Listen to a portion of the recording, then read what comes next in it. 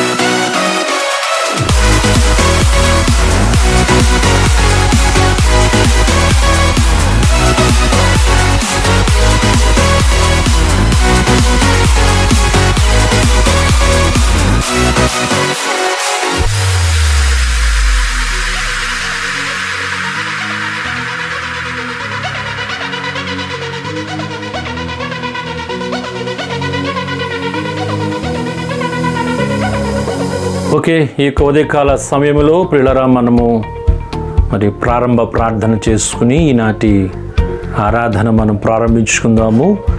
ప్రియమైన యేసయ్యా, నీకు వందనాలు స్తోత్రాలు చెల్లిస్తున్నాం. గతించిన దినములన్నీ మమ్మల్ని మీరు కాచి కాపాడినందుకు నీకు స్తోత్రాలు, వందనాలు. అలాగే ఈ దినం ప్రభువా నీ యొక్క సన్నిధానములో నేను స్తుతించే భాగ్యం ఇచ్చినందుకు నీకు స్తోత్రం. ప్రియులందరినీ తోడుకొచ్చారు. అలాగే అందరైతే ఈరోజు ప్రభువా ఇక యూట్యూబ్ ఛానల్ ద్వారా ప్రభువా ఈ వాక్యాన్ని వీక్షిస్తున్నారు, ఈ ఆరాధనలో పాలు పొందుచున్నారు ప్రభువా, మీరందరినీ జ్ఞాపకం చేసుకుని దీవించండి. ఈ భయంకరమైనటువంటి ప్రభువా COVID-19 అయినా మరి మా యొక్క దేశంలో, మా యొక్క ప్రభువా జిల్లాలో, మా మండలములు, మా గ్రామాల్లో ప్రభు ఎంతగానో విస్తరిస్తూ ఉన్నది ప్రభువా. భయంతో జీవిస్తున్నాం తండ్రి. ఒక్కసారి మీరు జ్ఞాపకం చేసుకుని మా ప్రాంతాన్ని మీరు కనికరించండి నాయనా, నీకు వందనాలు. ప్రతి వారు మీరు విడిపించమని మేము ప్రార్థన చేస్తున్నాం. ఆశ్చర్యమైన అద్భుతమైన కార్యాలు ప్రభువా మీరు జరిగించి నా దేవా మీరు మేలు చేయమని మేము ప్రార్థిస్తూ ఉన్నాం. అన్ని విషయాల్లో సహాయం చేయండి. ఈ ఆరాధన అంతటి ద్వారా మీరు మమ్మల్ని దీవించమని జ్ఞాపకం చేసుకున్నామని యేసుక్రీస్తు పరిశుద్ధమైన నామంలో అడిగి వేడుకొనిచున్నాము తండ్రి, ఆమేన్. అందరికీ ప్రైజ్ లార్డ్. ఇప్పుడు పిల్లలు త్వరగా రారండి, పాట పాడుకుందాం.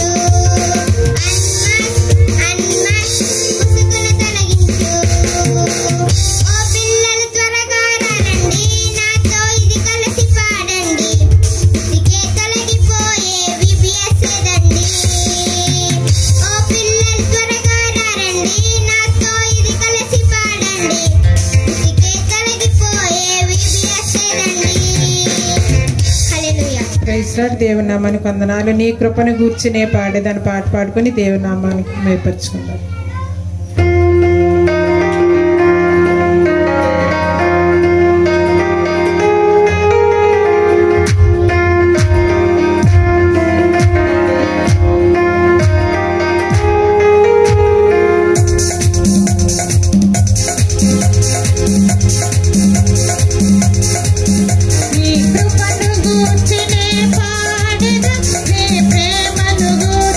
ప్రకటించేదా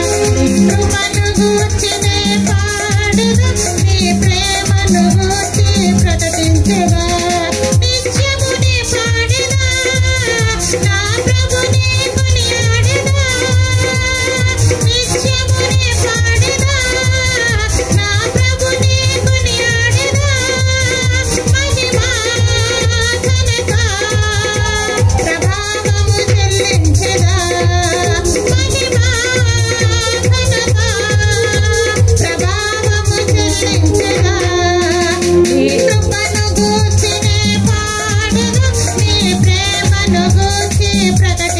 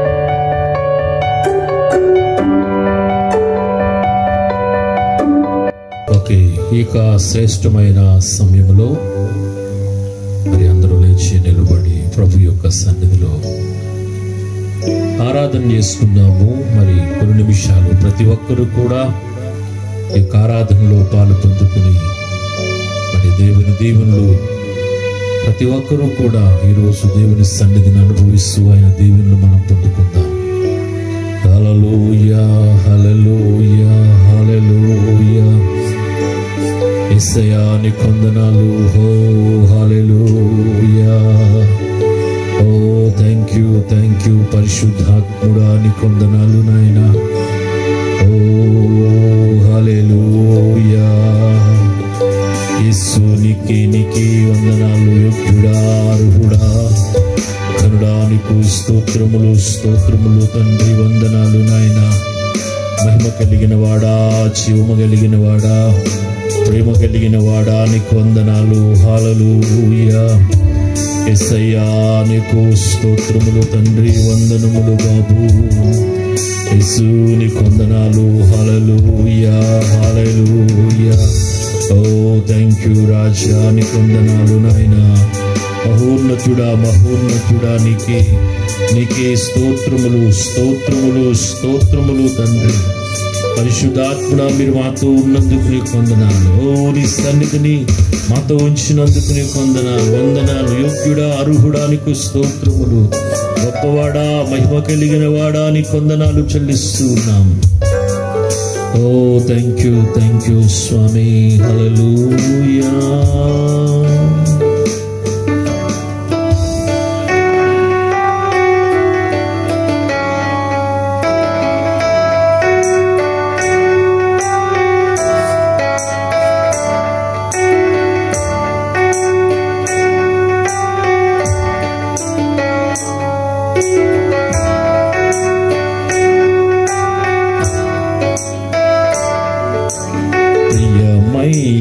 వాడవు యేసయ్యా.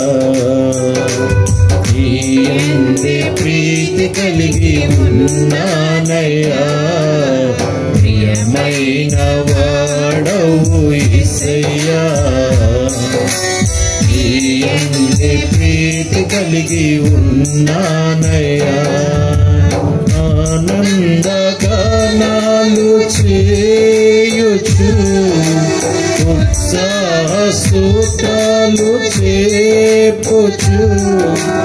ఆనందగానాలు చేయుచు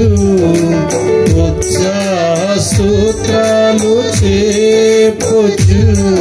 నా జీవిత కాలమంతా కీర్తింతును. నీ ప్రతికే కాలమంతా సేవింతును. నా జీవిత కాలమంతా సేవింతును.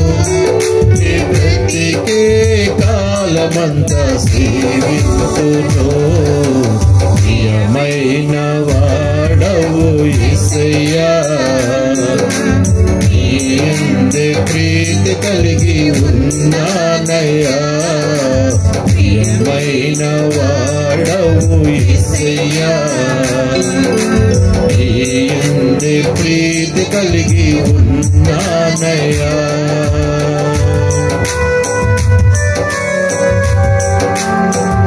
ప్రతి ఒక్కరు కూడా చప్పట్లు కొడుతూ దేవుని సన్నిధిలో దేవుని నామమును మహిమపడదాం.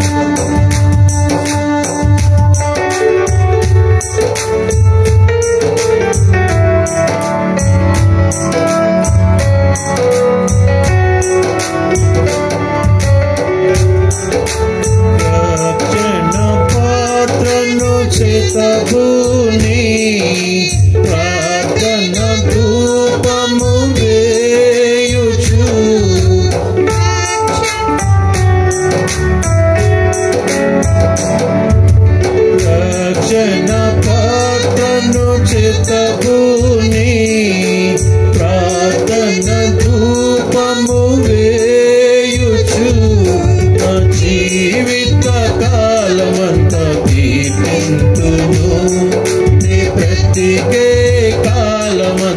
సేవింతును నా జీవిత కాలమంతా కీర్తింతును నీ ప్రతికే కాలమంతా సేవింతును ప్రియమైన వాడవు యేసయ్యా నీ యందే ప్రీతి కలిగి ఉన్నానయ్యా ప్రియమైన వాడవు యేసయ్యా నీ యందే ప్రీతి కలిగి ఉన్నానయ్యా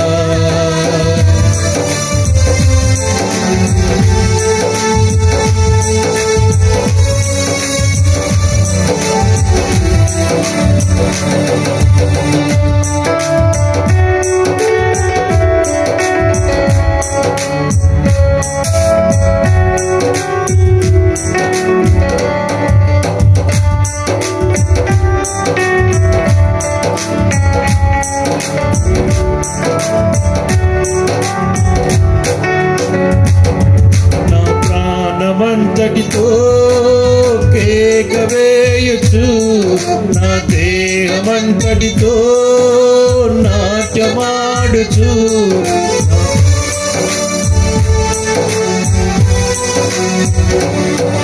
నా ప్రాణమంతటితో కేక వేయుచు నా దేహమంతటితో నాట్యమాడుచు నా జీవిత కాలమంతా కీర్తింతును నీ ప్రతికే కాలమంతా సేవింతును నా జీవిత కాలమంతా కీర్తింతును నీ ప్రతికే కాలమంతా సేవింతును ప్రియమైన వాడవు యేసయ్యా నీ యందే కలిగి ఉన్నానయ్యా ప్రియమైన వాడవు యేసయ్యా నీ యందే ప్రీతి కలిగి ఉన్నానయ్యా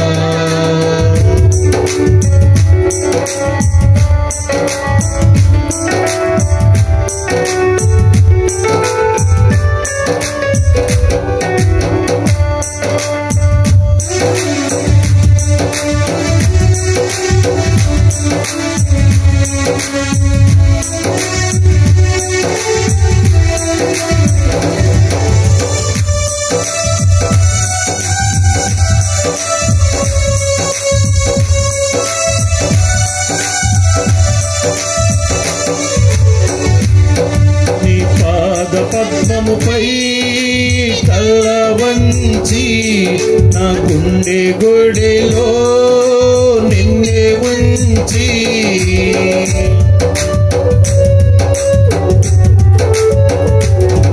నీ పాద పద్మముపై తల వంచి నా గుండె గుడిలో నిన్నే ఉంచి నా జీవిత కాలమంతా కీర్తింతును నీ ప్రతికే కాలమంతా సేవింతును నా జీవిత కాలమంతా కీర్తింతును నీ ప్రతికే కాలమంతా కీర్తింతును ప్రియమైన వాడవు యేసయ్యా నీ యందే ప్రీతి కలిగి ఉన్నానయ్యా ప్రియమైన వాడవు యేసయ్యా నీ యందే ప్రీతి కలిగి ఉన్నానయ్యా ప్రియమైన వాడవు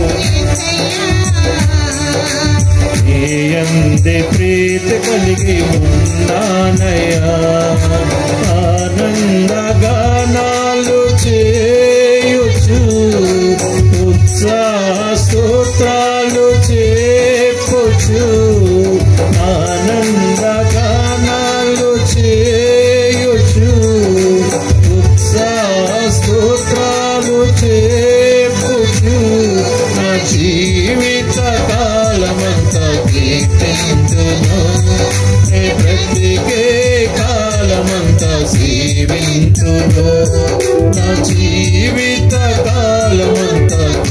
కీర్తింతును నీ బ్రతికే కాలమంతా సేవింతును నా జీవిత కాలమంతా కీర్తింతును నీ బ్రతికే కాలమంతా సేవింతును ప్రియమైన వాడవు యేసయ్యా నీ యందు ప్రీతి కలిగి ఉన్నానయ్యా ప్రియమైన వాడవు యేసయ్యా నీ యందు ప్రీతి కలిగి ఉన్నానయ్యా ప్రియమైన ఎస్ డాడీ అవును ప్రభువా అవును డాడీ నీ యందే మేము ప్రీతి కలిగి ఉన్నాం తండ్రి అవును అలాంటి కృప మీరు ఇచ్చినందుకు నీకు వందనాలు హల్లెలూయా ఎస్ డాడీ హల్లెలూయా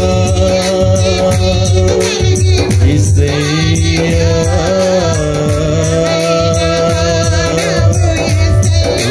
ప్రియమైన వాడా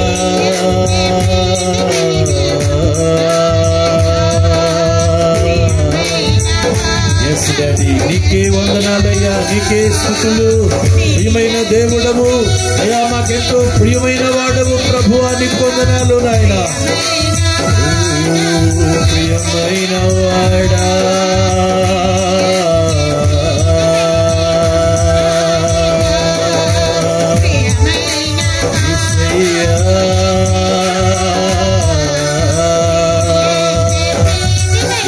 థ్యాంక్ యూ జీసస్ పరిశుద్ధాత్ముడానికే వందనాలు ఓ పరిశుద్ధాత్ముడా నీకు స్తోత్రాలు నాయనా ఓ హల్లెలూయా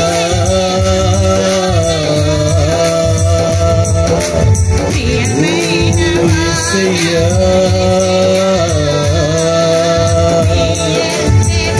థ్యాంక్ యూ పరిశుద్ధాత్ముడా ఓ పరిశుద్ధాత్ముడా నీకే నీకే వందనాలయ్యా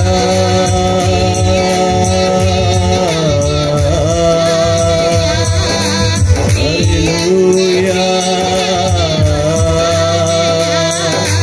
ఓ యేసయ్యా thank you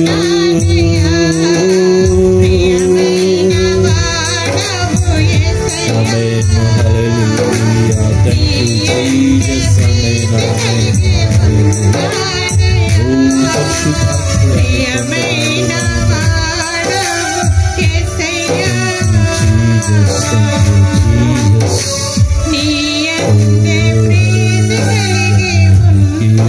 Thank you, Jesus. Praise you. Thank you, Jesus. Hallelujah. Amen. Amen.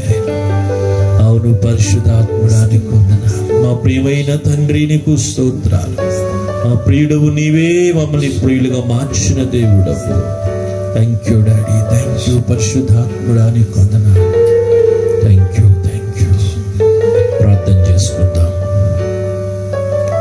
మహాగణుడా మహోన్నతుడా పరిశుద్ధాత్మ దేవా నీకే లెక్కించలేని కోట్ల కొలది స్తుతులు స్తోత్రములు ప్రభువా గొప్ప దేవుడు శక్తిమంతుడు సర్వాధికారి లోకానికి అధికారి గొప్ప దేవుడు అయినా ప్రభువా నీకే వందనాలు స్తుతులు స్తోత్రములు తండ్రి నాయన ఇదిగో ప్రభువా పాటలతో ప్రభు ఆరాధనతో మీరు మా మధ్య ఉండి నాయన నడిపించిన విధానములకే వందనములు స్తోత్రములు తండ్రి ఎంతమంది అయితే ప్రభువా సంపూర్ణమైన విశ్వాసముతో నీ సన్నిధానములో ప్రభువా ఉత్సాహముతో ఉజ్జీవముతో ఆసక్తితో విశ్వాసముతో ప్రభు గురి కలిగిన జీవితముతో పట్టుకలిగిన జీవితముతో నిరీక్షణతో ప్రభు ఎవరైతే ప్రభు ఆరాధనలో పాల్గొని ఉన్నారో వారందరి హృదయములను ప్రభువా మీరే అభిషేకించండి నీ యొక్క ప్రభువనైన ఆరాధనకు యోగ్యుడైన దేవుడు తండ్రి ప్రతి ఒక్కొక్కరిని నీ హస్తముతో అభిషేకించమని ప్రార్థన చేస్తున్నాం ప్రభు నీకు వందనాలు స్తోత్రములు తండ్రి ఇదిగో ప్రభు పాటలతో నాయన ఆరాధనలో వాడుకున్న దేవుడు ప్రభువా అలాగే తండ్రి నీ దాసుని యొక్క ప్రభువా నా తండ్రి ముఖాంతరమున ప్రభువా నైని యొక్క పరమలోకములని దివ్య సన్నిధానములో నుండి ప్రభువా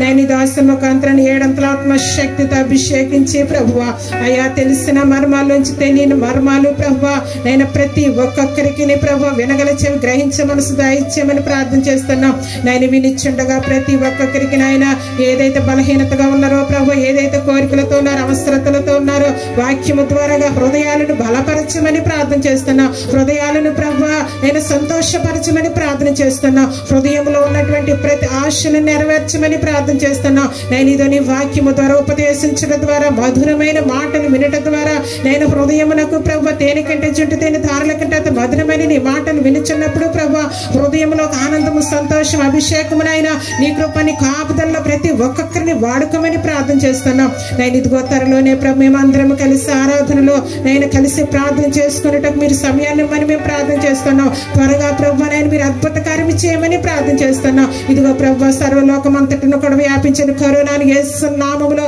యేసు శక్తివంతమైన నామములో ప్రభు దీని అగ్నితో కాల్చివేయమని ప్రార్థన చేస్తున్నాం. ప్రతి ఒక్కొక్కరికి నాయన మీరే ప్రభుని హస్తముతో ఆశీర్వాదకరం, దీవెనకరముగా అద్భుతమైన కార్యములు చేస్తూ నేను మీరు స్వస్థతలు కలిగిస్తూ ప్రభు ప్రతి ఒక్కొక్కరిని దర్శించి ఆయన ఆశ్చర్యకరముగా తండ్రి నేను ఆరోగ్యవంతంగా నడిపించమని ప్రార్థన చేస్తున్నాం. నేను ఈ కార్యం అంతట్లో మీరు అధ్యక్షత వహించి నడిపించండి. నీ నామానికి మహిమ తెచ్చుకోండి, నీ నామానికి ఘనత తెచ్చుకోమని నేను ఇదిగో ప్రభు చిన్న ప్రార్థన పాసన చేర్చుకోమని శక్తివంతమని యేసునామమున అడిగి వేడుకొంచున్నాము తండ్రి. ఆమేన్.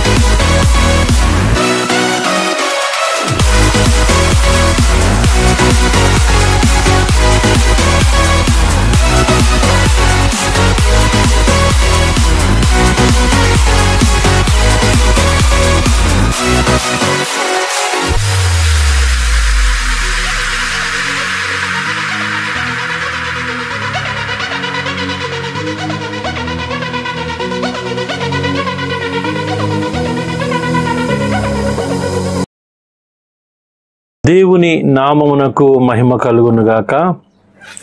అందరికీ ప్రైజ్ లార్డ్. అందరూ బాగున్నారా అండి? మరలా ఈ రీతిగా మిమ్మల్ని అందరినీ కలిసి ప్రభు యొక్క సన్నిధిలో దేవుణ్ణి స్తుతించడానికి దేవుడు నాకు ఇచ్చిన ఈ మంచి సమయాన్ని బట్టి దేవుని ఎంతగానో స్తుతిస్తున్నాను. ప్రియులారా, ఈ సమయంలో మరి చిన్న ప్రార్థన చేసుకుని నాటి వర్తమానాన్ని మనము ప్రారంభించుకుందాము. ప్రియమైన మా యేసు క్రీస్తు ప్రభువా, నీకు స్తుతులు, వందనాలు, స్తోత్రాలు చెల్లిస్తూ ఉన్నాం. దేవా, ఈ సమయంలో అయ్యా మరి నీ యొక్క వాక్యాన్ని మేము ధ్యానం చేస్తూ ఉండగా అయ్యా నీ ప్రశస్తమైన సన్నిధిని మాతో ఉంచి వాక్యము ద్వారా మాతో మీరు మాట్లాడి ఆధ్యాత్మికంగా మమ్మల్ని మీరు బలపరచమని, అలాగే నీ వాక్యపు వెలుగులో మా జీవితాలని సరిదిద్దుకునే అవకాశం ప్రభువా మీరు దయచేయమని, నీ కృపలో బలపరిచి నడిపించమని యేసు క్రీస్తు పరిశుద్ధమైన నామములో అడిగి వేడుకొనిచున్నాము తండ్రి. ఆమేన్. దేవునికి మహిమ కలుగునుగాక. ప్రియులారా, గత వారములో మరి మనము సాతాను యొక్క బలహీనత గురించి మనం నేర్చుకున్నాము.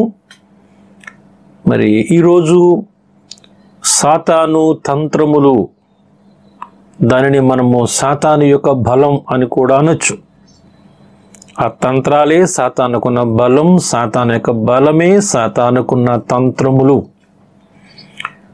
ప్రియులారా, బైబిల్ గ్రంథములో సాతాను తంత్రములు అనేటువంటివి 16 ఉన్నాయి. ఈ 16 కూడా మనం ఒక్కొక్కటి మరి ధ్యానం చేసుకోబోతూ ఉన్నాము. మరి ఎందుకంటే సాతాను మనకు శత్రువు అని, వాడుకున్న బలమేమిటో, వాడుకున్న బలహీనతలు ఏమిటో మనం తెలుసుకోగలిగితేనే ఒక క్రైస్తవుడిగా మనము సులువుగా వాటిని జయించగలం అని మనం నేర్చుకుంటూ వచ్చాం. కనుక ఈరోజు సాతాను యొక్క బలం ఏమిటో మనకు దేవుడు పోయిన వారంలో మనతో ఎంతో సూటిగా మరి ప్రభువు మాట్లాడి ఉన్నారు. మళ్ళా ఈ దినం కూడా దేవుడు సాతాను యొక్క తంత్రములు అనేటువంటి దాని మీద, అంటే సాతాను బలం ఏమిటో మనకు తెలియచేయాలి అని దేవుడు ఆశపడుతూ ఉన్నాడు. దేవునికి మహిమ కలుగునుగాక. మరి సాతాను తంత్రాలలో నుంచి కొన్ని ఈరోజు మనం నేర్చుకోబోతూ ఉన్నాము. ముందుగా మీరు గమనించినట్లయితే మొట్టమొదటిది ఏమిటి అంటే సాతానుకున్న బలం లేక సాతాను యొక్క తంత్రము. మొట్టమొదటిది ఏమిటి అంటే నిరాశ, డిసప్పాయింట్మెంట్ అంటారు. నిరాశ ఒక వ్యక్తిని నిరాశలోనికి సాతాను నడిపించాలి అని అనుకుంటాడు. ఒక వ్యక్తి ఎప్పుడైతే నిరాశలోనికి వెళ్ళిపోయాడో అతను తనకున్న ఆనందాన్ని, తనకున్న సంతోషాన్ని, లేక తన భవిష్యత్తు గురించి, లేక తన చుట్టూ ఉన్న పరిస్థితుల్ని చూస్తూ నిరాశలో అతను గడుపుతూ ఉంటాడు. నిరాశ ఒక మనిషిని ప్రియులరా కృంగదీస్తుంది. నిరాశలో ఉన్నప్పుడు మనిషి సంతోషంగా ఉండలేడు, ఆనందంగానూ ఉండలేడు. ఏదో పోగొట్టుకున్నట్లుగా బాధపడుతూ దుఃఖిస్తూ ఇలాగా మనిషి జీవిస్తూ ఉంటాడు. ప్రియులరా, సాతానుడు మరి క్రైస్తవులమైన మనలను నిరాశలోనికి మరి తీసుకువెళ్ళడానికి ప్రయత్నం చేస్తూ ఉంటాడు. నిరాశ అనేటువంటిది మనలోకి వచ్చినప్పుడు మనం దేవునిలో ఆనందించలేము, దేవుని బట్టి కూడా మనము సంతోషించలేము. మరి చాలాసార్లు నిరాశను బట్టి మనం కృంగిపోతూ ఉంటాం, కొన్నిసార్లు బాధపడుతూ ఉంటాం, ఏడుస్తూ ఉంటాం. ఇలాగా ఎన్నెన్నో రకాలైనటువంటి విధానాల్లో మనము ఆ నిరాశలో ఉన్నప్పుడు మనలో నుంచి ఇవన్నీ కనబడుతూ ఉంటాయి. అయితే నిజంగా మీరు గమనించినట్లయితే ఈరోజు క్రైస్తవుడు అనుభవించే ప్రతి నిరాశ సమయములో కూడా దేవుడు ఆ సమయములను, ఈ డిసప్పాయింట్మెంట్ను దేవుడు ఆయన ఒక అపాయింట్మెంట్గా మార్చుకోవాలి అని అనుకుంటున్నాడు.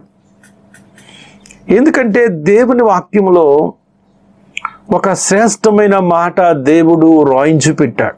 అదేంటంటే పిల్లరా, రోమీయులకు రాసిన పత్రికలో 8వ అధ్యాయము 28వ వచనం మీరు గమనించినట్లయితే, దేవుణ్ణి ప్రేమించు వారికి అనగా ఆయన సంకల్పము చొప్పున పిలువబడిన వారికి మేలు కలుగుటకై సమస్తమును సమకూడి జరుగుచున్నవని ఎరుగుదుము అన్నాడు. నిజంగా ఈరోజు నీవు దేని గురించి అయితే ఈరోజు నిరాశపడుతున్నావో, దేనిని బట్టి నీవు నిరాశ చెంది నీవు ఈరోజు ఆలోచిస్తున్నావో, దేనివల్ల నువ్వు నిరాశకు గురైపోయావో. ఎందుకంటే సాధారణంగా మనము అనుకున్నది జరగలేనప్పుడు, ఆశించింది నీకు దొరకలేనప్పుడు, నీవు అనుకున్న దాని ప్రకారంగా నీవు చేయలేకపోయినప్పుడు నిరాశకు నీవు గురైపోతూ ఉంటావు.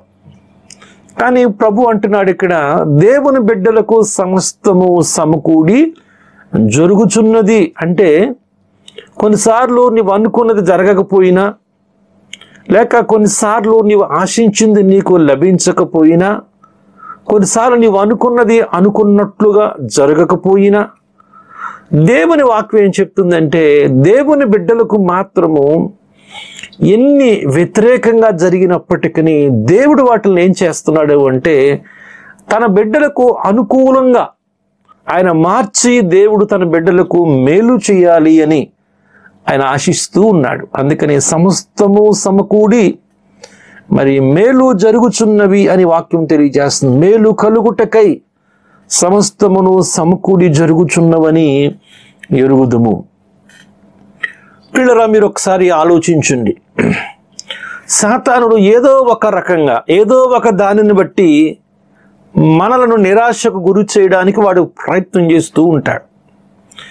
కానీ నీవు ఏ రోజైతే ఈ వాక్యాన్ని బట్టి, నిజమే రోమీయులకు రాసిన పత్రికలో 8:28లో దేవుని వాక్యము చెప్పిన సత్యం ఏమిటంటే మేలు కలుగుటకు సమస్తము సమకూడి మరి జరుగుతున్నవి అని నమ్ముచున్నాను అని ఈ వాగ్దానంగా నువ్వు నమ్మినట్లయితే, అంటే కీడు కూడా మేలుగా మార్చగలిగిన వాడు నా దేవుడు, నష్టాన్ని కూడా లాభంగా మార్చగలిగిన వాడు నా దేవుడు. నిజమే, నేను అనుకున్నది దొరకకపోయినా నాకు అవసరమైనప్పుడు దాన్ని ఇచ్చే దేవుడు అని నువ్వు ఏ రోజైతే నమ్మి ఈ వాగ్దానం బట్టి నీవు మరి విశ్వాసముతో ముందుకు సాగగలుగుతావో సాతానుని ఏ రకంగా కూడా నిరాశకు నిన్ను గురి చేయలేడు. కనుక ముందుగా ప్రియ దేవుని బిడ్డలారా మీరు గమనించినట్లయితే కనుక ప్రియులరా, మరి దేవుడు తన బిడ్డలకు సమస్తము సమకూడి మేలు జరుగుతుంది అని చెప్పిన ఈ వాక్యాన్నిగా నువ్వు జ్ఞాపకం ఉంచుకుంటే ఎన్నడూ కూడా నువ్వు దేనిని బట్టి కూడా ఎన్ని రకాలుగా సాతానుడు నీకు నిరాశను కలుగొచ్చేయాలని ప్రయత్నించినా నీవు నిరాశకు వెళ్ళలేవు. నీకు ఈ వాక్యం కానీ తెలియకపోతే నా దేవుడు, నన్ను ప్రేమిస్తున్న నా దేవుడు, దేవుణ్ణి ప్రేమించే వారికి అనగా ఆయన సంకల్పము చొప్పున పిలువబడిన వారికి మేలు కలుగుటకై సమస్తము సమకూడి జరుగుతున్నవని నేను ఎరుగుదును అనే వాక్యం నాకు తెలుసు అని నువ్వు నమ్మినప్పుడు, ఈ వాగ్దానం పదే పదే నువ్వు మాట్లాడుతూ ఉన్నప్పుడు నిరాశ నీలోనికి రాదు. ఆ నిరాశ నీలోనికి ఏదో రకంగా పంపించాలి అని సాతానుడు నిత్యము తీవ్రంగా ప్రయత్నం చేస్తూ ఉన్నాడు. ఇది వాడుకున్న బలం, వాడుకున్న శక్తి, వాడు ఉపయోగించే ఒక మొట్టమొదటి తంత్రం ఇది. ఎందుకంటే మన నిరాశలో ఉన్నట్లయితే ఆనందించలేం, నిరాశలో ఉన్నట్లయితే ప్రార్థన చేయలేం, నిరాశలో ఉంటే మనము వాక్యాన్ని కూడా ధ్యానం చేయలేం, నిరాశలో ఉన్నప్పుడు ప్రభువును బట్టి మనము బలంగా ఉండలేం, ఆరాధనకు కూడా రాలేం. నిరాశ మనను కృంగదీస్తూ ఉంటుంది. గనుక ప్రియమైనటువంటి దేవుని బిడ్డలారా, ఈరోజు సాతానుడు కూడా నిన్ను చిన్న చిన్న కారణాలతో, కొన్నిసార్లు పెద్ద పెద్ద కారణాలతో ఏదో రకంగా నీ నిరాశలో ఉంచాలనుకుంటున్నాడు. కానీ వాక్యం చెప్తుంది, ఈరోజు నీకు జరిగే ప్రతి నష్టం కూడా, ఏదైతే నేను నిరాశ గురి చేస్తూ ఉందో ఆ గురి చేసే ప్రతి అంశము కూడా దేవుడు నీకు ఒకరోజు నీకు మేలు జరగడానికే తప్పకుండా దేవుడు అనుమతిస్తాడు, అవకాశం ఇస్తాడు అని నీవు నమ్మినట్లయితే ప్రియ దేవుని బిడ్డలారా, ఖచ్చితంగా మనం నిరాశ గురి కాకుండా ఉండగలుగుతాం. కనుక ఇది సాతాను ఉపయోగించేటువంటి మొట్టమొదటి ఆయుధం లేక మొట్టమొదటి తంత్రము నిరాశ. దేవునికి స్తోత్రములు కలుగునుగాక. కనుక నీవు నిరాశ పడడము అంటే దేవుడు చెప్పిన ఈ 8:28 ఉన్నటువంటి రోమీయులకు రాసిన 8:28 వాగ్దానాన్ని నీవు నిర్లక్ష్యం చేయడమేననే సంగతి నీవు గ్రహించాలి. కనుక రెండవది సాతానుడు ఉపయోగించేటువంటి రెండవ తంత్రం ఏమిటి అంటే నిరుత్సాహము. రెండవది డిస్కరేజ్మెంట్, నిరుత్సాహము. ప్రియులరా, ఈ నిరుత్సాహము అనేటువంటిది నిరాశకు రెండవ మెట్టు. ఈ మాట మీరు గమనించాలి. అంటే ముందుగా సాతానుడు ఒక వ్యక్తిని నిరాశలోనికి తీసుకెళ్తాడు, నిరాశలో నుంచి నిరుత్సాహంలోనికి తీసుకొస్తాడు. అందుకని నిరుత్సాహము అనేటువంటిది నిరాశకు రెండవ మెట్టు. అంటే ఒక వ్యక్తిని నిరాశలో నుంచి నిరుత్సాహానికి తీసుకుని వచ్చి ఇంకా కొన్ని దినాలు లేక కొన్ని వారాలు, కొన్ని నెలలు నిరుత్సాహములు ఉంచేసి ఒక దేవుని బిడ్డను బలహీనపరచడానికి వాడు ప్రయత్నం చేస్తూ ఉంటాడు. దేవునికి స్తోత్రములు కలుగునుగాక. ఈ రోజున సాతానుడు దేవుని బిడ్డల జీవితాలలో అనేక మందిని నిరాశ నుంచి నిరుత్సాహానికి నడిపించి ఆ నిరుత్సాహములోనే చాలా దినాలు ఉంచుతూ ఉన్నాడు. సింపుల్గా చెప్పాలి, నిరుత్సాహము అంటే ఉత్సాహం లేకపోవడం, ఆనందం లేకపోవడం. ఒక్కరోజు కాదు, కొన్ని రోజులు, కొన్ని వారాలు, కొన్ని నెలలు, కొన్ని సంవత్సరాలు ఆ యొక్క వ్యక్తి యొక్క జీవితాన్ని నిరుత్సాహానికి గురి చేసి చాలా చాలా బలహీనం చేస్తూ ఉంటాడు. సాతాను ఉద్దేశం కూడా అదే, దేవుని బిడ్డలైన వారిని నిరుత్సాహంలో నేను ఉంచేయాలి. ఒకరోజు ప్రియులరా, మరి జరిగిన ఒక వాస్తవాన్ని ముందు చలనాశపడుతూ ఉన్నాను. దేవుని గ్రంథములు మనం అంటే చరిత్ర, సంఘ చరిత్ర చూచినప్పుడు, క్రైస్తవ చరిత్రను చూచినప్పుడు మరి అనేక మంది జీవితాల్లో సాతానుడు ఎంతో భయంకరంగా నిరుత్సాహానికి గురి చేసే విధానాన్ని మనం గమనించవచ్చు. మార్టిన్ లూథర్ గారు కూడా ఒకానొక సమయంలో ఈ రకమైన నిరుత్సాహానికి గురైనటువంటి వ్యక్తి. ఎందుకంటే ప్రియులరా, ఆయన దైవ గ్రంథాన్ని చదువుతున్నప్పుడు, దేవుని గ్రంథాన్ని ధ్యానిస్తూ ఉన్నప్పుడు ఆయన సంఘములో చాలా మార్పులు కోరుకున్నాడు. క్రైస్తవ్యంలో చాలా మార్పులు చేయవలసి ఉంది అని నమ్మాడు. కనుక ఈయన విధానం అప్పుడున్నటువంటి పోపులకు నచ్చలేదు. అందుని బట్టి ప్రియులరా, ఈ మార్టిన్ లూథర్ను ఆ పోపు చంపాలి అని అనుకున్నాడు, చంపించాలి అని అనుకున్నారు. ఇతను మన గ్రంథానికి వ్యతిరేకంగా మాట్లాడుతున్నాడు, మన సిద్ధాంతాలకి వ్యతిరేకంగా మాట్లాడుచున్నాడు, కనుక ఇతన్ని మనము తొలగించాలి అని అనుకునేటువంటి ఆలోచనలు తన స్నేహితుల ద్వారా లూథర్ గారికి తెలిసినప్పుడు ఆయన అయ్యో చాలా కృంగిపోయాడు. నేను సత్యం కోసం మాట్లాడుతుంటే, వాస్తవాలని మాట్లాడుతుంటుంటే చివరికి మరి నా ఇంటి వాళ్ళే లేక నా సంఘం వాళ్ళే నన్ను వ్యతిరేకిస్తున్నారు, అయ్యో నన్ను చంపాలనుకుంటున్నారు అని చెప్పి ఆయన చాలా నిరాశకు గురైపోయి కొన్ని వారాల పాటు ప్రియులరా, కొన్ని రోజులుగా ఆయన నిరాశలో కూరుకుపోయాడు. ప్రియులరా, ఇలాగున నిరాశలో కూరుకుపోయినప్పుడు ఈ మార్టిన్ లూథర్కి దేవుడంటే భయము కలిగినటువంటి భార్య కూడా ఉంది. ప్రియులరా, ఒకరోజు ఈయన ఆ రీతిగా తన జీవితాన్ని నిరాశలో ఆ కూరుకుపోయి జీవిస్తున్నప్పుడు ఒకరోజు మరి తన భార్య నల్లని డ్రెస్ వేసుకుని ఆమె మేడ మీద నుంచి కిందకు దిగి వస్తూ ఉన్నదట. అది చూచున్నప్పుడు అర్థమైంది ఏంటంటే, సాధారణంగా వాళ్ళకున్న ఆచారం ఏంటంటే, ఎవరైనా చనిపోతే విచారంలో ఉన్నప్పుడు, దుఃఖంలో ఉన్నప్పుడు ఆ బ్లాక్ డ్రెస్ను వాళ్ళు ధరించి వెళుతూ ఉంటారు. కనుక భార్య అటువంటి డ్రెస్సును ధరించి మరి బయటకు వచ్చింది. బయటకు వచ్చినప్పుడు ఈ మార్టిన్ గారు అడుగుతారు, అమ్మాయి ఎవరు చనిపోయారు అని. ఎక్కడికి వెళ్తున్నావు నువ్వు, ఏంటి డ్రెస్ ధరించావు కదా, ఎక్కడికి వెళ్తావు నువ్వు అని అడిగితే ఆ వెంటనే చెప్తుంది, నేను ఒక సమాధి కార్యక్రమానికి వెళుతున్నాను అని. వెంటనే సమాధి కార్యక్రమానికి ఎవరు చనిపోయారు అని వెంటనే మళ్ళా తన భార్యను ప్రశ్నించాడు లూథర్ గారు. వెంటనే ఆమె చెప్పిన సమాధానం ఏమిటంటే, చనిపోయాడు ఎవరు అంటే దేవుడు అని చెప్పిందట. అంటే చనిపోయిన వ్యక్తి ఎవరండి, దేవుడు అని చెప్పిందట. ఈయన ఇదేంటి దేవుడు చనిపోవడం ఏంటి, ఈయన ఆశ్చర్యపోయాడు ఆ యొక్క సమాధానానికి. ఈయన దేవుని కోసమే పోరాటాలు చేస్తున్నాడు, దేవుని గురించి అనేక విషయాలు చెప్తున్నాడు, దేవుడు అలాంటి వాడు ఇలాంటి వాడు అని ఈయన పోరాటాలు చేస్తున్నాడు. కనుక ఏంటి దేవుడు చనిపోయాడా, వెంటనే ఆ దేవుడు చనిపోయిన సంగతి నీకెవరు చెప్పారు అని అడిగాడు. అడిగితే ఆవిడ వెంటనే ఏం చేసింది తెలుసండి, ఆమె కళ్ళు తన భర్త కళ్ళల్లోనికి పెట్టి సూటిగా చెప్పింది సమాధానం. ఏంటో తెలుసా, దేవుడు చనిపోయాడని చెప్పింది నీవే అని చెప్పిందట.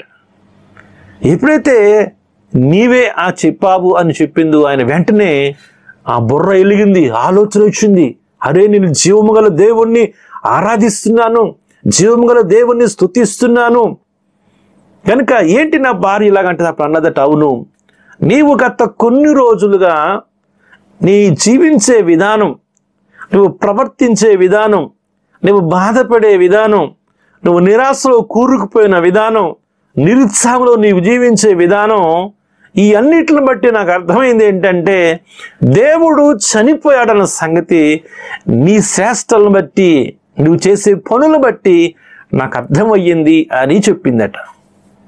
అప్పుడు ప్రియులరా, వెంటనే ఆయనకి జ్ఞానోదయం అయ్యి వెంటనే ఆయన ఏం చేశాడో తెలుసా, నిజంగా ఆమె వెంటనే ప్రియులరా వెంటనే తన భార్యను దేవుణ్ణి కూడా క్షమాపణ అడిగాడు. ప్రభువా దయచేసి మీరు నన్ను క్షమించండి, నువ్వు జీవమగల దేవుడువు, ఎలాంటి పరిస్థితుల్లోనున్నా నన్ను ఎవరో చంపాలి అని అనుకున్నా నువ్వు కాపాడే దేవుడు, రక్షించే దేవుడు అన్న సంగతి నేను మర్చిపోయి ప్రభువా నేను ఎలాగున ప్రవర్తిస్తున్నానయ్యా, దయచేసి మీరు నన్ను క్షమించండి అని చెప్పి దేవుడి దగ్గర క్షమాపణ అడిగాడు, తన భార్యను కూడా క్షమాపణ అడిగాడు. నిజానికి భార్య చూడండి ఎంత ధైర్యంగా ఆ భర్తను బలపరిచిందో, భర్తను ధైర్యపరిచిందో, కళ్ళల్లో కళ్ళుబెడి సూటిగా చెప్పింది, దేవుడు చనిపోయిన సంగతి నిన్ను బట్టే నేను తెలుసుకున్నాను అని ధైర్యంగా చెప్పగలిగింది.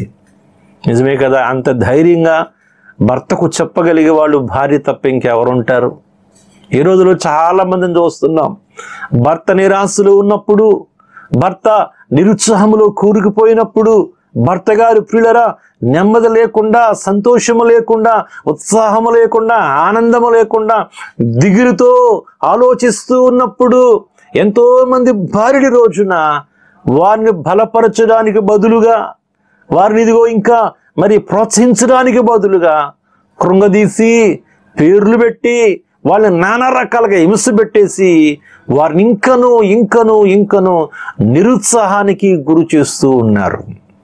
ప్రియ దేవుని బిడ్డలారా, ఈరోజు ఒకవేళ నీ ఇంట్లో కూడా ఎవరైనా ఇలాంటి నిరుత్సాహానికి గురైపోయిన వాళ్ళు ఉన్నారేమో.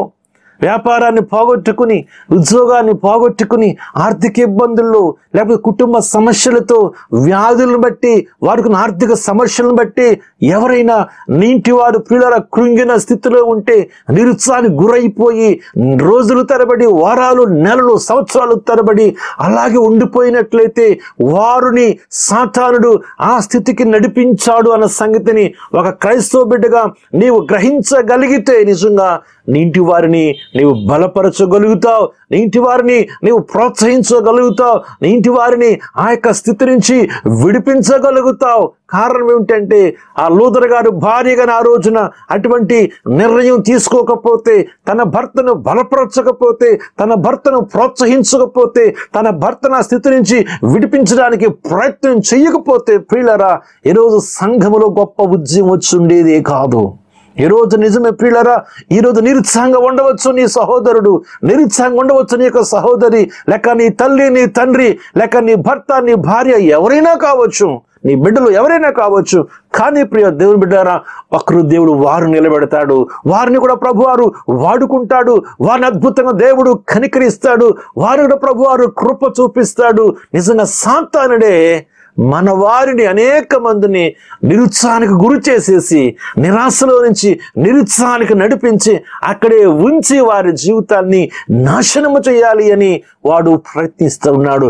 అది సాతాను పన్నిన పన్నాగమును గ్రహించగలిగితే, సాతాను వేసిన బాణమును గ్రహించగలిగినట్లయితే, సాతాను ఉపయోగించినటువంటి ఒక తంత్రము అని నీవు తెలుసుకోగలిగితే నిజంగా నీవు నేను ఈ రోజునటువంటి వారిని ప్రోత్సహించగలుగుతాము, అటువంటి వారిని ఆ స్థితి నుంచి ప్రియులరా మనము విడిపించగలుగుతాము. దేవునికి స్తోత్రములు కలుగునుగాక.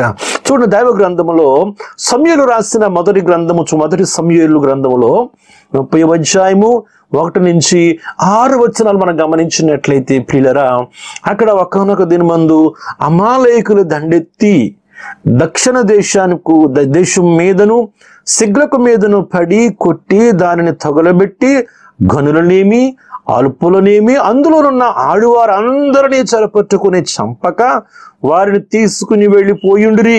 దావీదును అతని జనులను పట్టణానికి వచ్చి అది కాల్చబడి ఉండుటయు, తమ భార్యలను కుమారులను కుమార్తెలను చెరలోనికి కొనుపోబడి ఉండుటయు చూచి ఇక ఏడ్చుటకు శక్తి లేకపోవునంతగా బిగ్గరగా ఏడ్చిరి.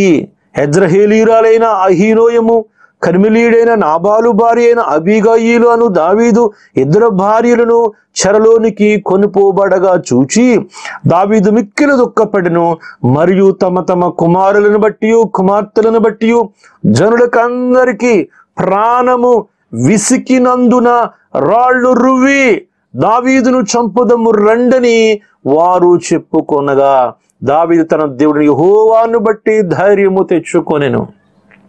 ప్రియులారా, ఇక్కడ మీరు గమనించినట్లయితే ఒకానొక దినమందు అమాలేకులు దండెత్తి దావీదు నివసించినటువంటి దేశం మీద సిగ్లకు మీదను మరి ప్రవేశించి దాన్ని తగులబెట్టి అందులో ఉన్న స్త్రీలను మరి పిల్లలను అందరినీ తీసుకుని వెళ్ళిపోయారు. తీరా దావీదు తన యొక్క జనులందరూ తిరిగి వచ్చేటప్పటికల్లా ఆ వారున్న పట్టణం కాల్చబడి ఉన్నది. అయ్యో, నిజంగా అక్కడ తన వాళ్ళంటూ ఎవ్వరూ లేరు. తన భార్యలు వెళ్ళిపోయారు, బిడ్డలు వెళ్ళిపోయారు, కుమారులు కుమార్తెలు అందరూ వెళ్ళిపోయారు. ఎవరు కూడా లేరు, అందరూ చెరపట్టబడ్డారు. ఒకసారి ఆలోచించిన పరిస్థితిని ప్రియులరా, దావీదు యొక్క పెద్దలు, దావీదు యొక్క భార్యలు కూడా వెళ్ళిపోయారు. దావీదుతో ఉన్నటువంటి ఆ కుటుంబాలన్నిటిలో కూడా అలాంటి బాధ అక్కడ మనం చూస్తున్నాం. చూడు చక్కని మాట, దావీదుకు మిక్కిలి దుఃఖపడను. దావీదు చాలా దుఃఖపడ్డాడు. నిజంగా ఎంత దుఃఖం అంటే అక్కడ మనం చూస్తున్నాము, తమ కుమారులను బట్టి కుమార్తెలను బట్టి జనులకు అందరికీ ప్రాణము విసికినందున. చూసారు అక్కడ పరిస్థితులు ఎలా ఉన్నాయంటే, అయ్యో బిడ్డలు జ్ఞాపకానికి వస్తున్నారు, కుమారులు జ్ఞాపకానికి వస్తున్నారు, కుమార్తెలు జ్ఞాపకానికి వస్తున్నారు, భార్యల జ్ఞాపకానికి వస్తున్నారు. వాళ్ళందరినీ కూడా శత్రువులు చెరపట్టుకుని తీసుకుని వెళ్ళిపోయారు. దావీదుకున్న దుఃఖము చాలా దుఃఖం ఉంది. అలాగే తనతో ఉన్న జనులు కూడా ఆ ప్రాణము విసిగిపోయింది. వాళ్ళు ఏమన్నారు తెలుసండి, రాళ్ళు రువ్వి దావీదును చంపుదమని రెండని వారు చెప్పుకొనగా. వాళ్ళు ఏం చెప్పుకుంటున్నారంటే ప్రియులరా, దావీదును చంపేద్దాం అనుకుంటున్నారట.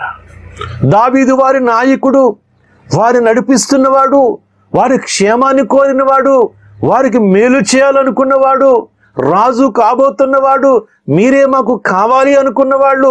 అలాంటి వాళ్ళు ఇప్పుడు ఏమంటున్నారంటే రాళ్ళు రువ్వి దావీదును చంపేద్దాం అనుకుంటున్నారట. చూసారా పిల్లరా, మనిషి యొక్క ప్రాణం విసిగిపోయినప్పుడు, మనిషి నిరాశకు వెళ్ళిపోయినప్పుడు, మనిషి నిరుత్సాహంలో ఉంటున్నప్పుడు వాడు ఏం చేస్తున్నాడో కూడా వాడికి తెలియనంతగా వాళ్ళు ఆలోచించగలుగుతారు. నిరుత్సాహంలో ఉన్న వ్యక్తి చాలా భయంకరంగా ఆలోచిస్తాడు ప్రియులరా. ఆ సంగతి నీకు తెలియాలి. అక్కడ గమనించినట్లయితే నిజంగా వీరి క్షేమం కోరేటువంటి దావీదు మీద కూడా రాళ్ళు రువ్వి చంపేద్దాం అనుకుంటున్నారట. కారణము వారి ప్రాణం విసిగిపోయి ఉంది. ఇదిగో దావీదుని బట్టే మాకు ఈ శ్రమ వచ్చింది, ఇదిగో దావీదుని బట్టే, ఇదిగో ఈరోజు నా బిడ్డలు పోగొట్టుకున్న, భార్యలు వెళ్ళిపోయారు, ఇదిగో కుమారులను తీసుకు వెళ్ళిపోయారు, వాళ్ళకి ఏమైపోయిందో ఏంటోనని చెప్పి. కానీ వాళ్ళంతకు నిరాశలో ఉన్న కారణంగా, నిరుత్సాహంలో ఉన్న కారణంగా పిల్లరా దావీదుని చంపేయాలనుకున్నారు. కానీ దావీదుకు ఒక మంచి మాట రాశారు అక్కడ. ఏంటంటే చక్కని మాట, దావీదు తన దేవుడైన యెహోవాను బట్టి ధైర్యము తెచ్చుకున్నాడు. ఆయన కూడా నిరాశకి వెళ్ళిపోయిన వాడే, ఆయన కూడా బలహీనమైపోయిన వాడే, ఆయన కూడా దుఃఖంలో ఉన్నవాడే, ఆయన కూడా కన్నీళ్లు కార్చిన వాడే. కానీ యెహోవాను బట్టి ఆయనకి ధైర్యం తెచ్చుకున్నాడు. ఎందుకు తెలుసా, నిజంగా దేవుని సహాయంతో నేను ఏమైనా చేయగలను, దేవుని సహాయం నాకుంటే మరలా నేను నా భార్యను తిరిగి తెచ్చుకోగలుగుతాను, నా కుమారుని రక్షించుకోగలుగుతాను, నా కూతురును రక్షించుకోగలుగుతాను, నాకు దేవుని సహాయము దొరుకుతుంది అని చెప్పి దేవుని బట్టి ధైర్యం తెచ్చుకున్నాడు.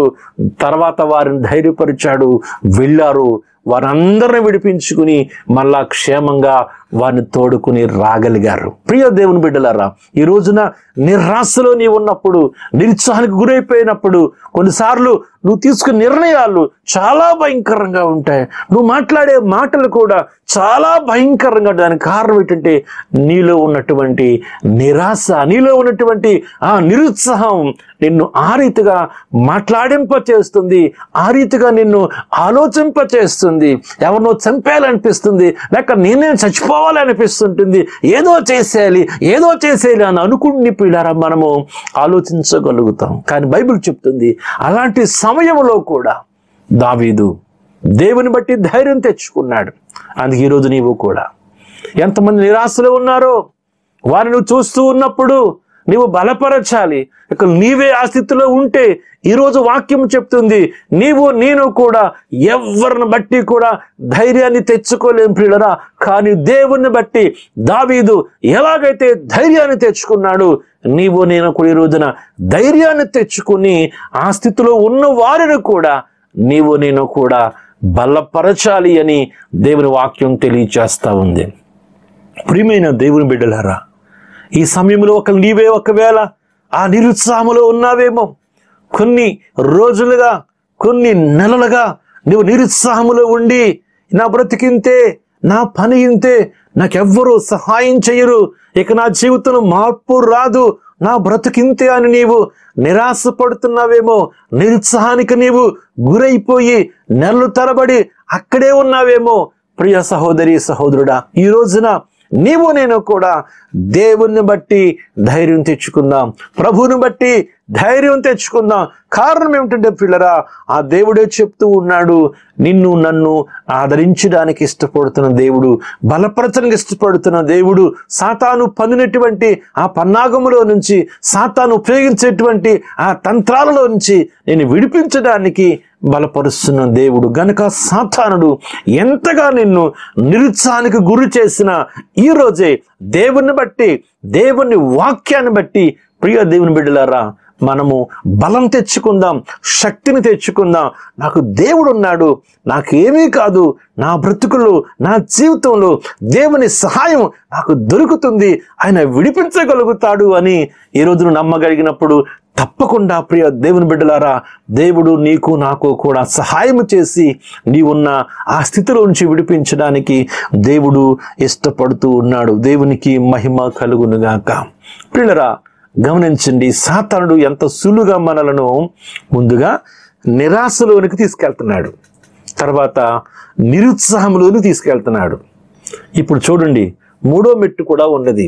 అదేంటంటే పిల్లరా, మూడవది పూర్తి నిరాశ, దాన్ని డిస్పైర్ అంటారు ఇంగ్లీష్లో.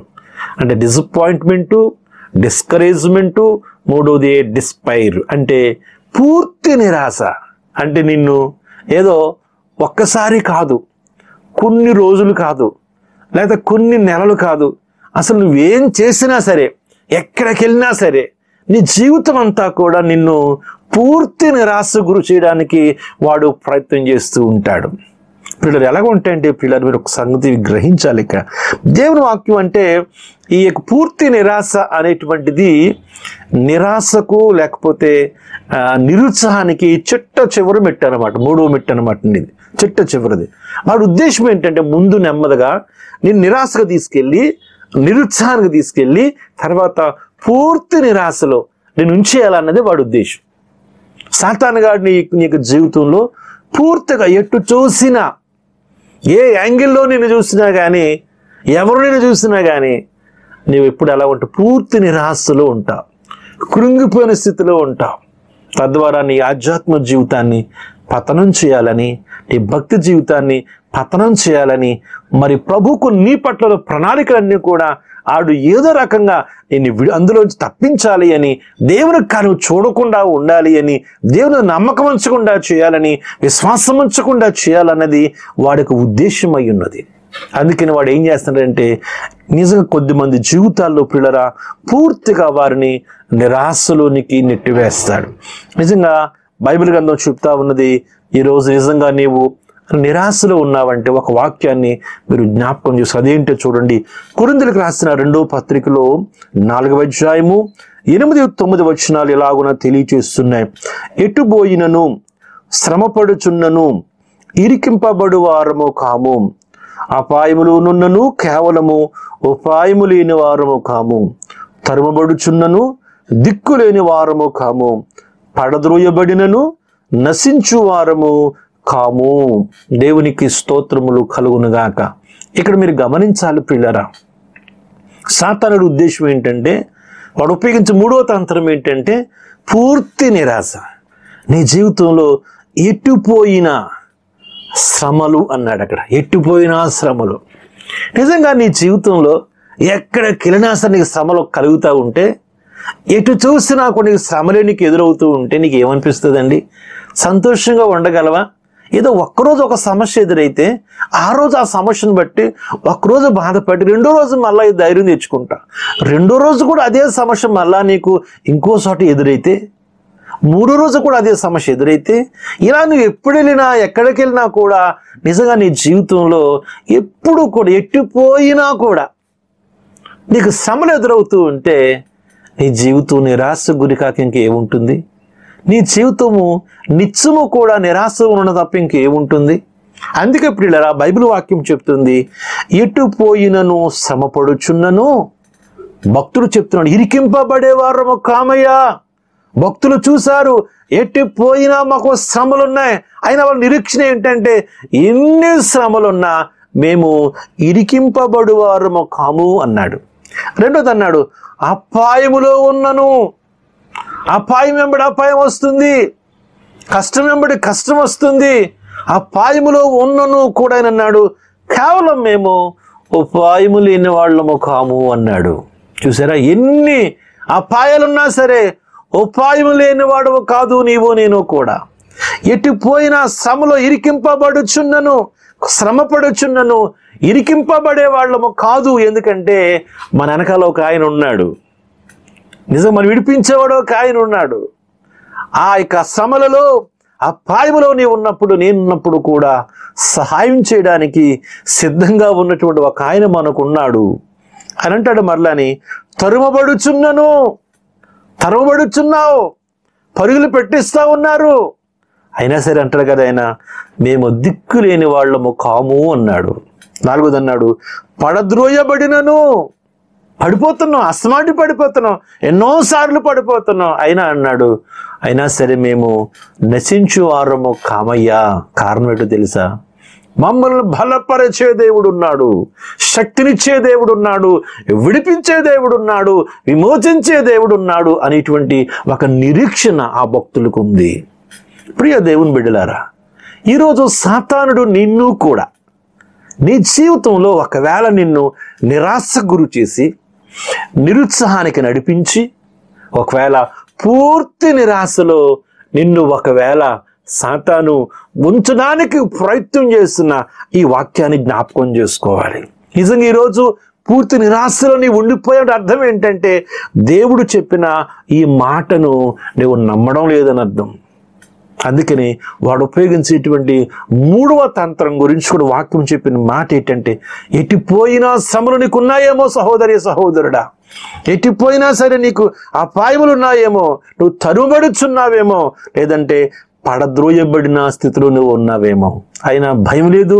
ప్రభుత్వ గొప్ప మాట ఏంటంటే, నువ్వు విరికించబడవు, నీవు కేవలం ఉపాయం లేనివాడు కూడా కాదు, దిక్కు లేనివాడు కాదు, నువ్వు నశించిపోయేవాడు కూడా కాదు. కారణం ఏంటంటే విడిపించే దేవుడు మనకున్నాడు.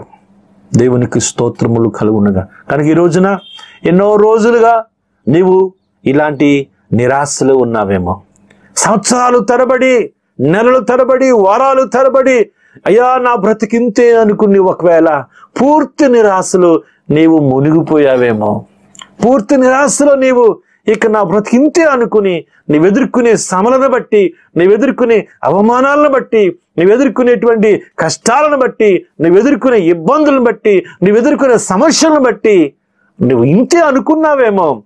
దేవుడు చెప్తున్న మాట ఏంటో తెలుసా? ఎట్టు పోయినా శ్రమలే అయినను కూడా నువ్వు ఇరికింపబడవు, అపాయములో ఉన్నను కూడా ఉపాయము లేని వాడవు కాదు. ఉపాయము చెప్పే దేవుడు మనకున్నాడు. తరుమబడుచున్నా కూడా నీవు నేను దిక్కు లేని వాళ్ళము కాదు, మనకు ఒక దిక్కు ఉన్నాడు.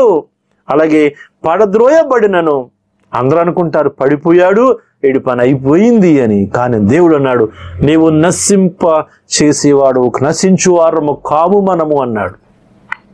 కనుక ప్రియులారా, దేవుని వాక్యం సూటిగా నీతో మాట్లాడుతా ఉన్నది. ఎన్ని రోజులుగా నీవు నిరాశలో ఉండిపోయావేమో, పూర్తి నిరాశలో మునిగిపోయావేమో, కానీ ప్రభు ఇస్తున్నాడు, ప్రభు నీకు అభయం ఇస్తున్నాడు.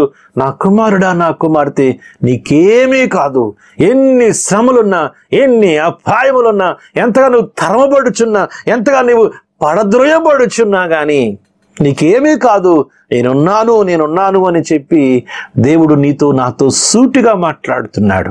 కనుక ప్రియ దేవుని బిడ్డ, ఈ రోజైనా దేవుని శక్తిని గ్రహించి, దేవుని యొక్క మహోన్నతమైన ప్రణాళిక ఏమిటో నీ పట్ల గ్రహించి ధైర్యంగా నాకు ప్రభు ఉన్నాడు అని చెప్పి నీవు నేను కూడా దేవుని యందే మన నమ్మకం ఉంచి ముందుకు సాగవలసిన వాళ్ళంగా మనం ఉన్నాం. కనుక సాతానుడు నీ మీద ఉపయోగించిన తంత్రాలను మొట్టమొదటిది నిరాశ, 2 నిరుత్సాహము, 3వది పూర్తి నిరాశ. లోనికి నిన్ను నన్ను నడిపించడానికి వాడు ప్రయత్నం చేస్తున్నాడు. కానీ వాక్యం మనకి ఎన్నో చక్కని మాటలు ఈ రోజున నిన్ను నన్ను కూడా బలపరుస్తూ ఉన్నది. 4వది ఏంటంటే ప్రియులారా, మరి సందేహము. 4వది సాతాను ఉపయోగించేటువంటి 4వ తంత్రం ఏమిటంటే సందేహము, డౌటు. అది ఆదికాండం 3:1 ప్రియులారా, అక్కడ రాయబడుతున్న మాటలు ఏంటంటే, దేవుడిని యెహోవా చేసిన సమస్త భూజంతువులలో సర్పం యుక్తి గలదై ఉండును, అది ఆ స్త్రీతో ఇది నిజమా, ఈ తోట చెట్లలో దేని ఫలములనైనను మీరు తినకూడదని దేవుడు చెప్పేనా అని అడిగేను. దేవునికి స్తోత్రములు కలుగునుగాక. హల్లెలూయా. ప్రియులారా, ముందుగా సాతానుడు అవ్వ యొక్క మనస్సులోనికి సందేహాన్ని ప్రవేశపెట్టింది. ఇక్కడ గమనించాలి ప్రియులారా మీరు. అందుకని ఆ స్త్రీతో, ఇది నిజమా? ఈ తోట చెట్లలో దేని ఫలములనైనను మీరు తినకూడదని దేవుడు చెప్పేనా అని అడిగాడు. ఒక అనుమానాన్ని, ఒక సందేహాన్ని సాతానుడు అవ్వ మనసులోనికి పంపించాడు. నిజంగా అప్పుడు ఆమె సమాధానం, అవును దేవుడు మాతో చెప్పాడు, ఈ తినొద్దని చెప్పాడు, మేము ఈ మాట తప్ప ఏ మాట వినమనుకుంటే చాలా బాగుండేది. కానీ ఆమె మాట్లాడడం మొదలుపెట్టింది, ఆ మాటలు వినడం మొదలుపెట్టింది. చూసారా ప్రియులారా, మరి చెప్పేవాళ్ళు వినేవాళ్ళు ఉంటే చెప్పేవాడు లోకు కానీ ఏవో చెప్తా ఉంటాడట. పెద్దలు అంటుంటారు, చెప్పేవాడికి వినేవాడు లోకు అంట. అలాగే సాతాను చెప్తా ఉంది, ఈమె వింటా ఉంది. ఎప్పుడైతే సాతానుకు ఈమె వింటుంది నా మాట అనేటువంటి నమ్మకం ఏర్పడిపోయిందో వాడు ఇంకా చెప్పడం మొదలుపెట్టేశాడు. ఏం చెప్పాడు చూసారు పిల్లలు, మీరు గమనించినట్లయితే వాడు ఎప్పుడైతే ఆ సందేహాన్ని, ఆ యొక్క మరి డౌట్ను ఆమెలో ఉంచేశాడో, నిజంగా ఆ యొక్క ఆలోచన, ఆ సందేహం అనేటువంటి దానిని ఆమెలోనికి ప్రవేశపెట్టాడో, ఆమె ఆలోచించడం మొదలుపెట్టింది.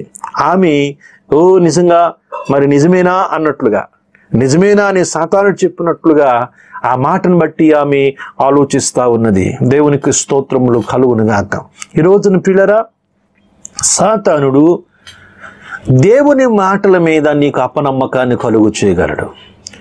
దేవుడు చెప్పిన దాని మీద నీకు అపనమ్మకం కలుగు చేయగలడు. ఆయన ఉపయోగించి 4వ తంత్రం ప్రియులారా. ఈరోజు చాలాసార్లు ఈ సందేహం అనేటువంటిది నీకు వచ్చినప్పుడు దేని మీదైనా సరే, దేవుడి మీద రావచ్చు, భార్య మీద రావచ్చు, బిడ్డల మీద రావచ్చు, భర్త మీద కలగవచ్చు, నీ కొలీగ్స్ మీద కలగవచ్చు, ఇరుగు పొరుగు మీద కలగవచ్చు. ఏదైనా సరే ఒక చిన్న అనుమానం కానీ ఎవరి మీదైనా నీకు కలిగినట్లయితే వారితో మనం మనస్ఫూర్తిగా ఉండలేం, మనస్ఫూర్తిగా మనం వారితో మాట్లాడలేం. ఏదో చిన్న అనుమానం లోపల మనల్ని తొలిచివేస్తూ ఉంటుంది. నిజంగా అలాంటి ఈ అనుమానాన్ని సాతానుడు అవ్వ హృదయంలోనికి ప్రవేశపెట్టాడు. దేవునికి స్తోత్రములు కలుగునగాక.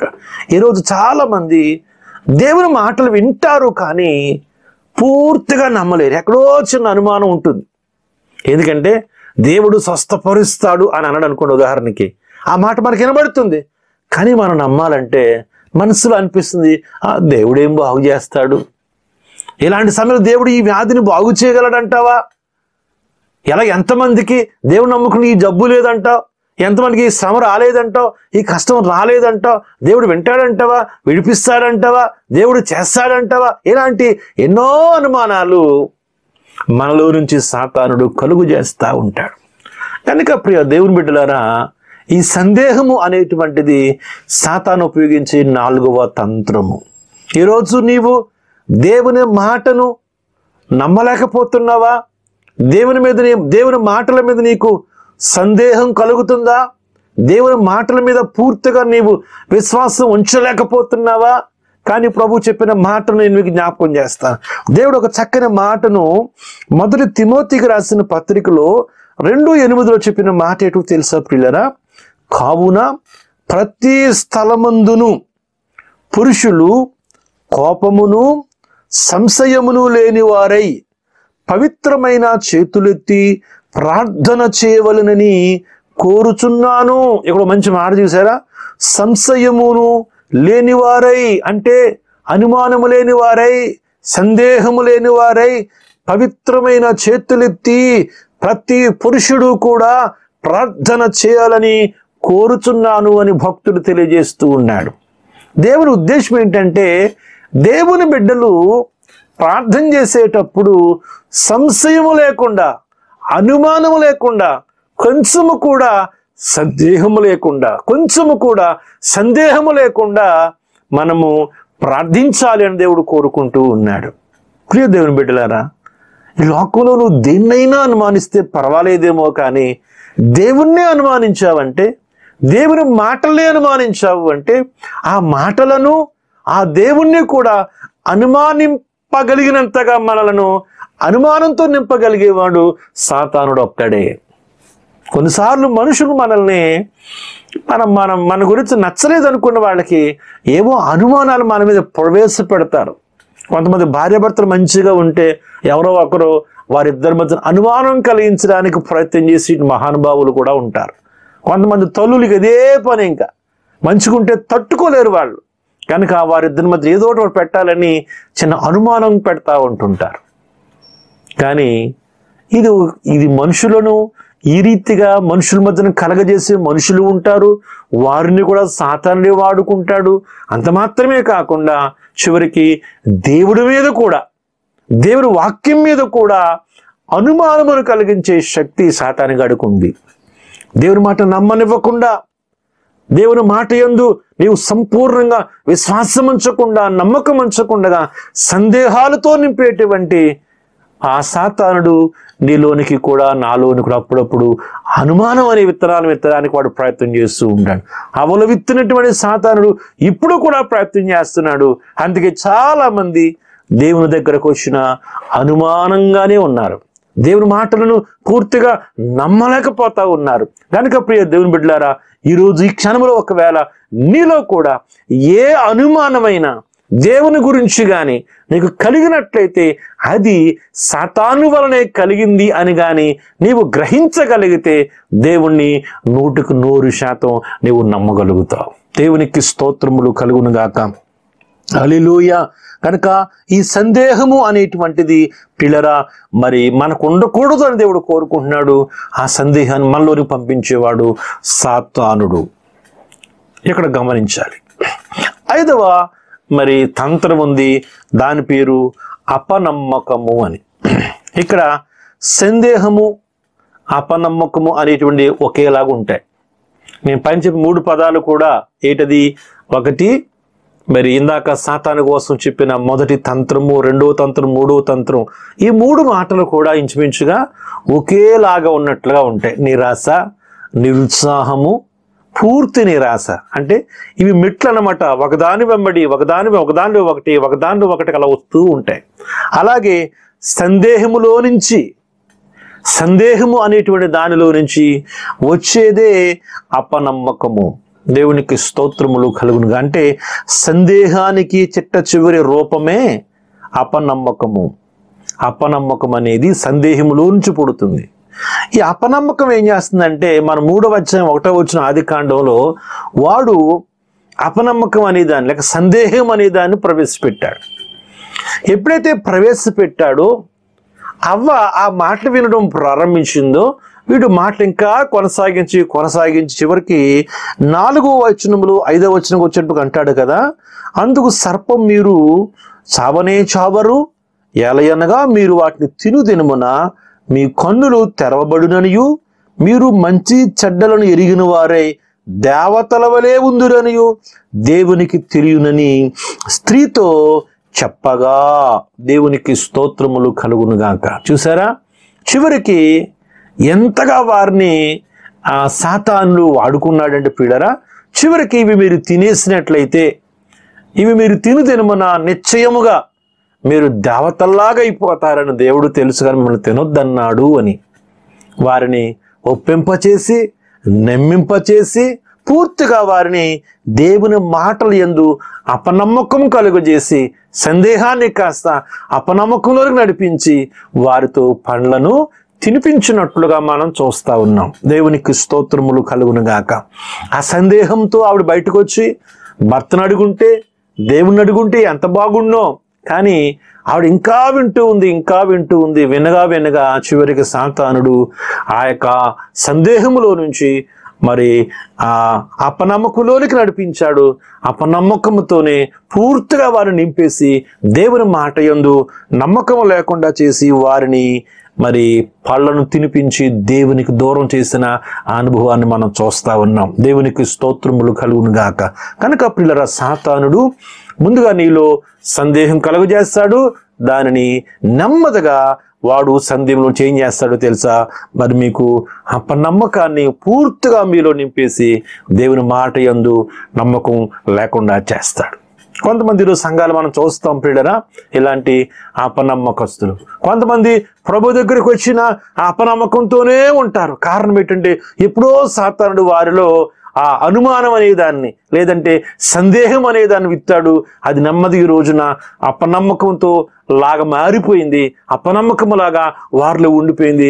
ఎవరెన్ని చెప్పినా కూడా నిజంగా వాళ్ళు దాన్ని పూర్తిగా నమ్మలేకపోతా ఉన్నారు. అందుకే కొంతమంది చూడండి, ఎన్నో సంవత్సరాలుగా మందిరానికి వచ్చిన దేవుని మాటలను పూర్తిగా నమ్మలేకపోతుంటారు. అపనమ్మకమే, ఏది చెప్పినా అపనమ్మకమే. కొంత పేర్లు పెడుతుంటారు మళ్ళా వాటికి. కొంతమంది అలా కాదు ఇలాగని చెప్తుంటుంటారు, పూర్తిగా నమ్మలేరు. నమ్మాలంటే వారి మనసు ఒప్పుకోదు.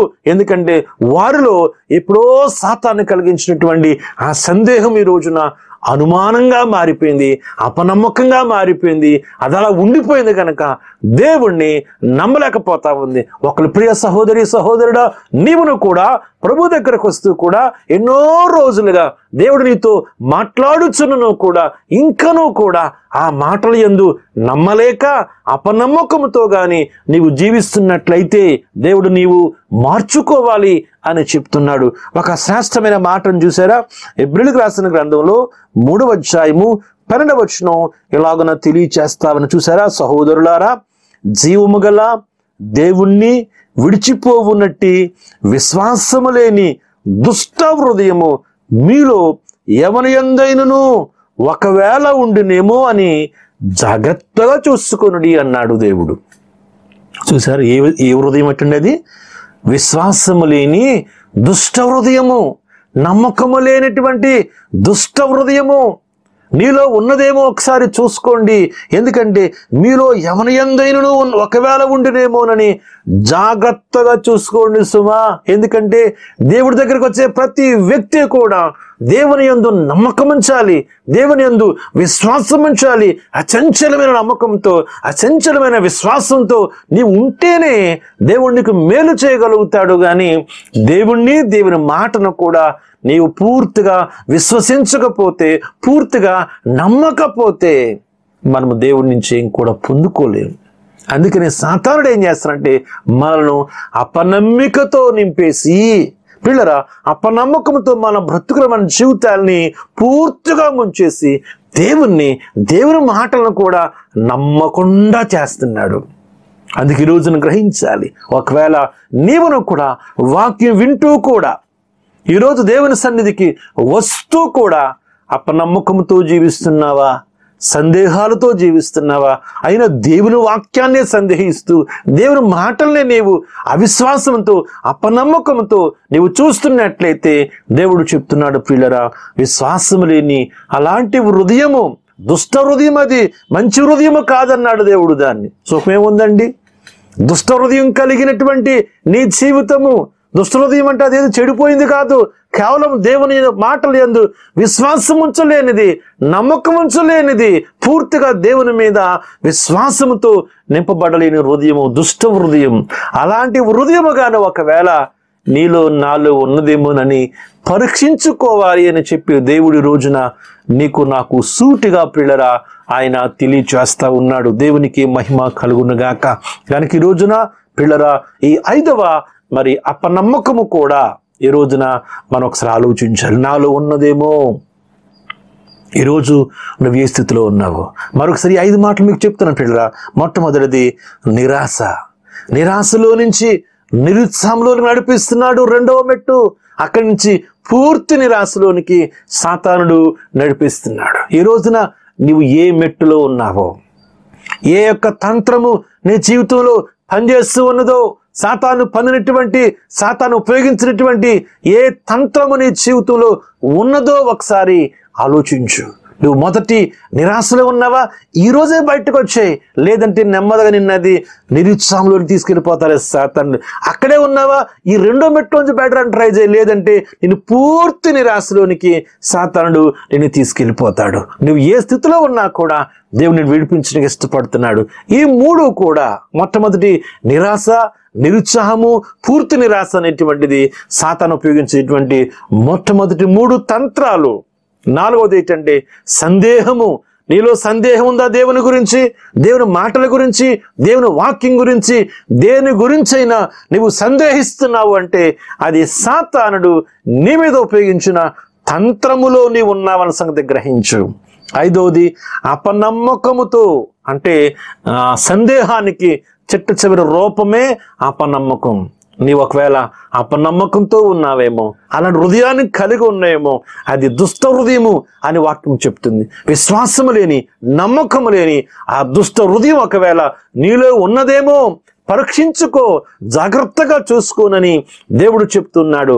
ఈ రోజైనా ఈ 5లో ఏదైతే నీలో ఉన్నదో, నీ ఆధ్యాత్మిక స్థితి ఈ రోజున ఎలాగున్నదో, ఎలాంటి సాతాను తంత్రము నీ జీవితంలో పనిచేస్తుందో, ఎలాంటి తంత్రానికి నీ జీవితము గురైపోయిందో, ఎలాంటి తంత్రాలు నీ మీద ఏలుబడి చేస్తున్నాయో ఒకసారి ఆలోచించి ప్రియ సహోదరి సహోదరుడా, ఈ రోజే నువ్వు బయటకు వచ్చి, ప్రభువా ఇదిగో నాకు ఇంతవరకు ఈ సాతాను వేసిన ఈ తంత్రాల గురించి నాకు తెలియదు ప్రభువా, ఇవి ఈ సాతాను పనిన ఈ తంత్రాన్ని గ్రహిస్తున్నానయ్యా, దయచేసి నాకు సహాయము చేసి నేనున్న నిరాశలో నుంచి, నేనున్న నిరుత్సాహంలో నుంచి, నేనున్నటువంటి ఈ పూర్తి నిరాశ నుంచి నన్ను విడిపించండి ప్రభువా. అలాగే నాలో ఉన్న సందేహము, నాలో ఉన్న అపనమ్మకము నుంచి కూడా దయచేసి నన్ను విడిపించి ఈ సాతాను యొక్క తంత్రాలన్నీ కూడా యేసు నామములో విడిపోవాలి ప్రభువా. ఈ రోజు నుంచి నేను విశ్వాసము కలిగినటువంటి, ఆ చంచలమైన నమ్మకము కలిగినటువంటి నీ బిడ్డగా జీవించాలి ప్రభువా. అలాంటి కృప నాకు దయచేయండి తండ్రి అని చెప్పి నేను దేవుని సన్నిధిలో ప్రార్థించి ప్రభు సహాయం కోరుకుని ప్రతి విధమైన సాతాను తంత్రాల నుంచి విడిపించబడి ప్రతి ఒక్కొక్కరము కూడా దేవుని కొరకు రోషం కలిగి పని చేద్దాం. అలాంటి కృప దేవుడు నీకు నాకు మనందరికీ అనుగ్రహించి ఆశీర్వదించునుగాక. ఆమేన్. ప్రార్థన చేసుకుందాము. ప్రియమైనటువంటి మా యేసు క్రీస్తు ప్రభువా, నీకు స్తుతులు, వందనములు, స్తోత్రములు చెల్లిస్తూ ఉన్నాం. ఇదిగో తండ్రి, ఈ శ్రేష్టమైన సమయంలో ప్రభువా, ఇదిగో తండ్రి, సాతాను ఏ రీతిగా తంత్రములు కలిగిన వాడుగా ఉన్నాడు, వాడు ఎలాగన మా జీవితాల్లో వాడి తంత్రాలు ఉపయోగిస్తూ ఉన్నాడో ప్రభువా, మేము ఈరోజు గ్రహించాము తండ్రి. దయచేసి మమ్మలను ప్రభువా, ఈ వాక్యం ప్రతి ఒక్కొక్కరిని కూడా యేసు నామములో ప్రభువా ప్రతి విధమైనటువంటి సాతాను తంత్రము నుంచి మీరు విడిపించి నా దేవా మేలు చేయమని మేము ప్రార్థన చేస్తున్నాం.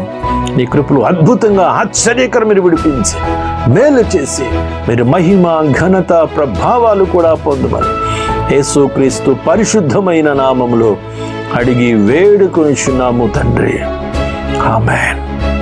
మన తండ్రి అయిన దేవుని ప్రేమ, కుమారుడైన యేసుక్రీస్తు వారి యొక్క కృప, పరిశుద్ధాత్మ యొక్క న్యోన్య సహవాసము ఇప్పుడును ఎల్లప్పుడూ కూడి వచ్చిన అందరికీ ఆయన కృపా సన్నిధి సదాకాలము దేవుడు తోడిని నడిపించి ఆశీర్వదించునుగాక. ఆమేన్, ఆమేన్, ఆమేన్. అందరికీ ప్రైజ్ ది లార్డ్. మిగిలిన భాగాన్ని వచ్చే వారం మరి మనందరం కూడా ధ్యానం చేసుకుందాము. అలాగే మరి మొట్టమొదటగా మీరు మా ఛానల్ చూసిన వారైతే తప్పకుండా మరి ఛానల్ సబ్స్క్రైబ్ చేసుకోండి. అలాగే ఈ వాక్యం మీకు నచ్చితే మీ స్నేహితులకు షేర్ చేయండి, అలాగే కామెంట్ చేయండి, అలాగే ప్రియులారా అనేక మందికి పరిచయం చేయండి. మరి మా చిన్న పరిచర్య కోసం కూడా మీరందరూ ప్రార్థించాలని కోరుచున్నాను. Thank you. అందరికీ వందనములు.